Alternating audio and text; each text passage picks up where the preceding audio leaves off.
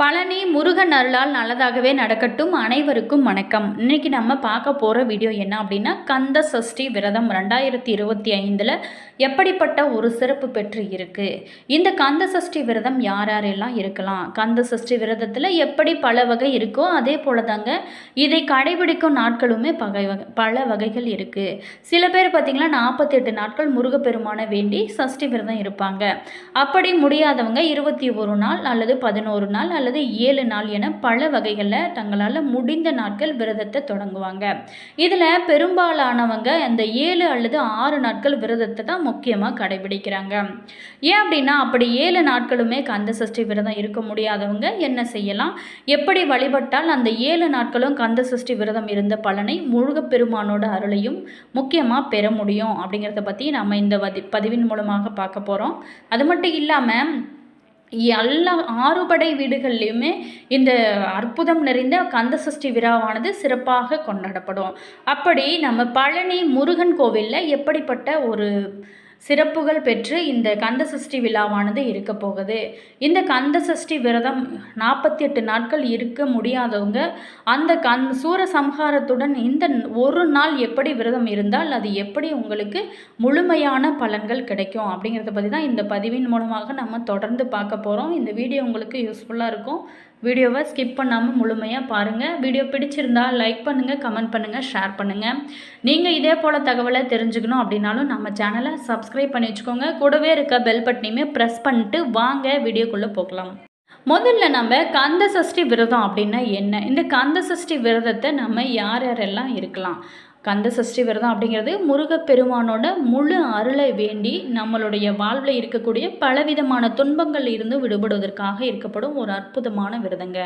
மாதந்தோறுமே சஷ்டி திதி வந்தால் கூட ஐப்பசி மாதத்தில் தீபாவளிக்கு பிறகு வரும் அமாவாசைக்கு மறுநாளான பிரதமை திதி துவங்கி சூரசம்ஹாரம் நடைபெறும்.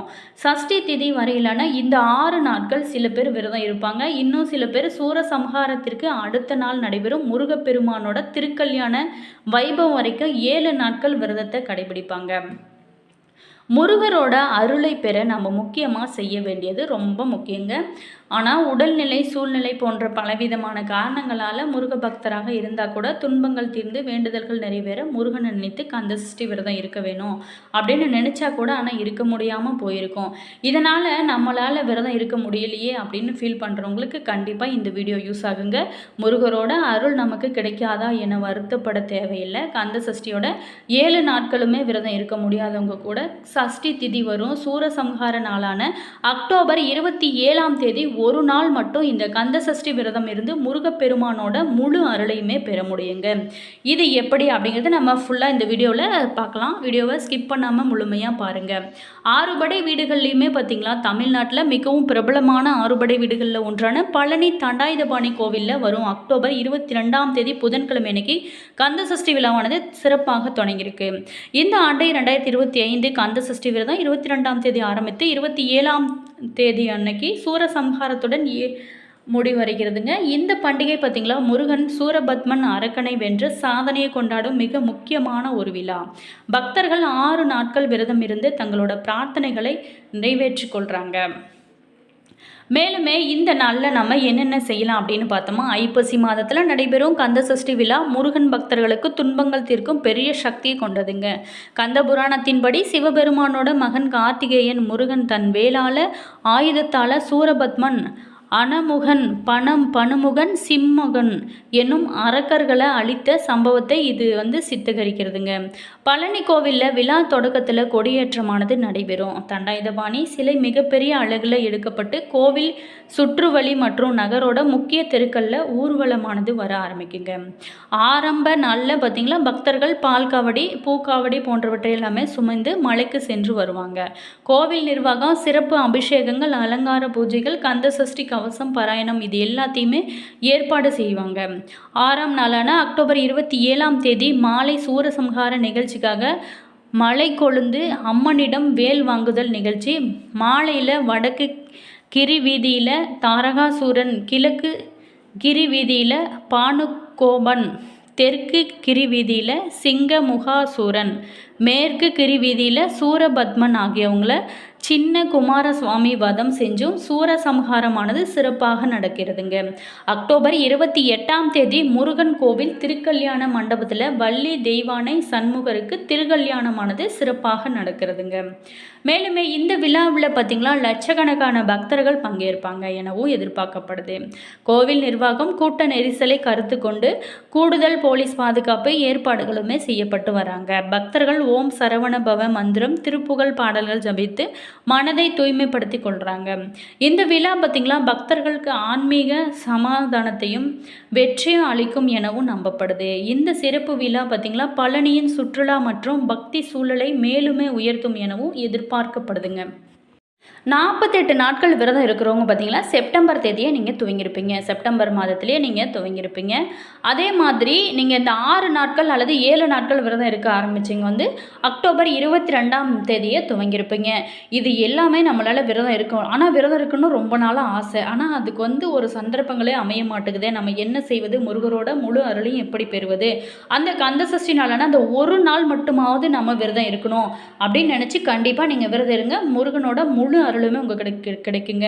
அக்டோபர் 27ஆம் தேதி பார்த்தீங்களா அதிகாலையிலேயே நீங்கள் எழுந்து குளித்துவிட்டு வீட்டில் முருகப்பெருமானோட படத்திற்கு முன்னாடி விளக்கேற்றி வைத்து என்ன காரணத்துக்காக நீங்கள் என்ன வேண்டுதல் நிறைவேற வேணும் அப்படிங்கிறதுக்காக விரதம் இருக்கிறீங்களோ அதை முருகப்பெருமான்கிட்ட மனதார சொல்லி வேண்டிக் கொண்டு, முருகா நீயே துணை, என்னுடைய விரதத்தை நீ நன்றாக நிறைவு செய்ய அருள் செய்து என்னுடைய விரதம் முழு பலனை தந்து உன்னுடைய அருளால் என்னுடைய வேண்டுதல்கள் நிறைவேற அருள் செய் முருகா அப்படின்னு சொல்லிட்டு மனதார வேண்டிக் கொண்டு விரதத்தை நீங்கள் துவங்குங்க. அது மட்டும் இல்லாமல் சட்கோண தீபம் ஏற்றுவது இன்னும் சிறப்புங்க. முழுவதுமாக உபவாசமாக இருக்க முடிந்தால் விரதம் நீங்கள் இருங்க. இல்லை அப்படின்னா பால் பழம் ஏதாவது ஒன்றுங்க நீங்கள் சாப்பிட்டு கூட நீங்கள் விரதம் இருக்கலாம். முருகனை அடுத்ததாக பார்த்தீங்களா வழிபடும் முறை.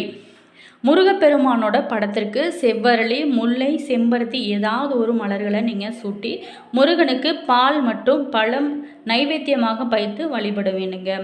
முருகனுக்கு விருப்பமான கந்த சஷ்டி கவசம், வேல்மாறல், திருப்புகழ் என ஏதாவது ஒரு பாடலை நாள் முழுவதுமே நீங்கள் பாடியபடி இருக்கலாம் அல்லது நீங்கள் கேட்கலாம்.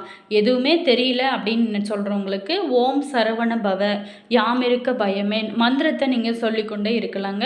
முடிந்தால் அருகில் இருக்கக்கூடிய முருகன் கோவிலுக்கு சென்று முருகனையும் சூரசம்ஹாரான நிகழ்வையும் நீங்கள் தரிசிக்கலாம். முடியாதவங்க வீட்டில் இருந்தபடியே டிவியில் சூரசம்ஹாரத்தை கண்டு நீங்கள் ரசிக்கலாங்க.